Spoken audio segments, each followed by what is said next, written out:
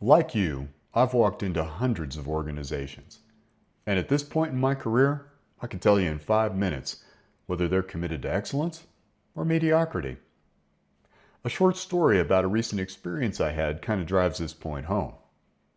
I was working with a local auto body repair facility. I had a small job, $800. And if you know anything about auto body repair, barely worth their time. But they were enthusiastic about the project and told me to come on down. Excellence started the moment I opened the door. Before I even had 1 foot inside, the receptionist perks up, greets me warmly, makes eye contact, and says, "You must be Roger." It wasn't theater, it wasn't a performance. It was a genuine, "I'm happy to see you" greeting that is a cultural artifact of excellence that is the entirety of the organization. That was minute 1. Minute 2, I'm introduced to the service manager. Strong handshake, eye contact, and he's genuinely excited about the job because it's a little bit unique, requiring a little outside the box thinking.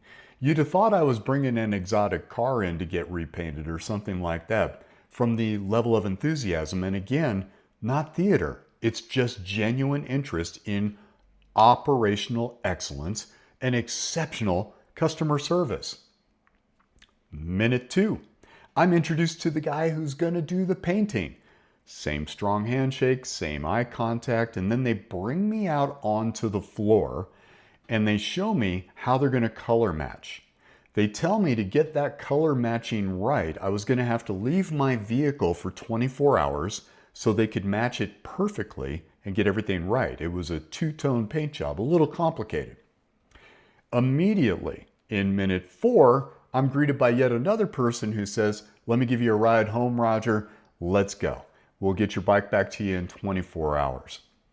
I'm taken home, and it's not the silent ride, awkward. We're actually having a genuine conversation that was alive, vibrant, engaged. Again, not performance, just part of who they are. They're genuinely interested in people. 24 hours later, I get a text. "We'd like you to come down and approve the color matching." They take me into the paint shop. They show me all their fancy equipment, all the ways that they're taking care of my $800 project. And then they show me the color samples matching it. They show me in fluorescent lighting, in regular room lighting, and then outside in the sunlight. Not only is it close, oh no, it is spot on. I'm like, boom, mind blown. Once again, I'm given a ride home, this time by the manager.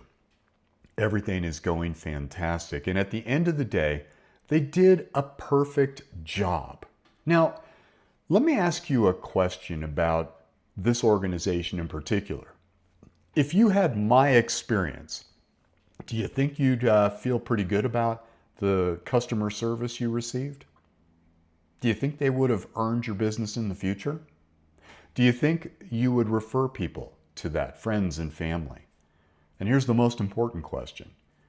Is your organization operating at that level? When they hire someone, the very first thing they screen for is that customer service attitude. Is that part of who the person is naturally? And then they build upon that. If you don't have that as DNA walking in the door, you don't fit the DNA of the organization.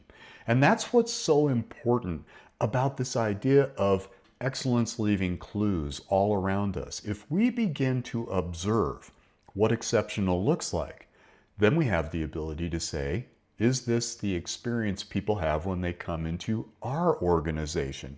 And if not, what is it we're going to do about that?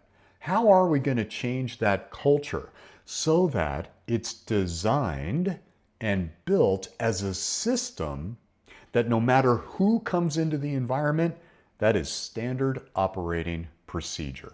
Doesn't matter who's leading, doesn't matter who changes in the organization, who leaves, who goes, who comes in, makes no difference. It's always going to be the same experience because the dedication and the architecture is crafted to excellence. That's the foundation. Stay tuned because in the next episode, we're going to look at how to create a culture of belonging, how to architect that.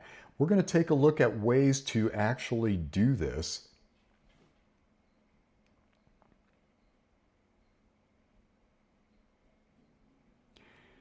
And stay tuned for our next episode because we're going to take a dive into one of the more important aspects of building systems that really promote operational excellence, and that is the architecture of belonging.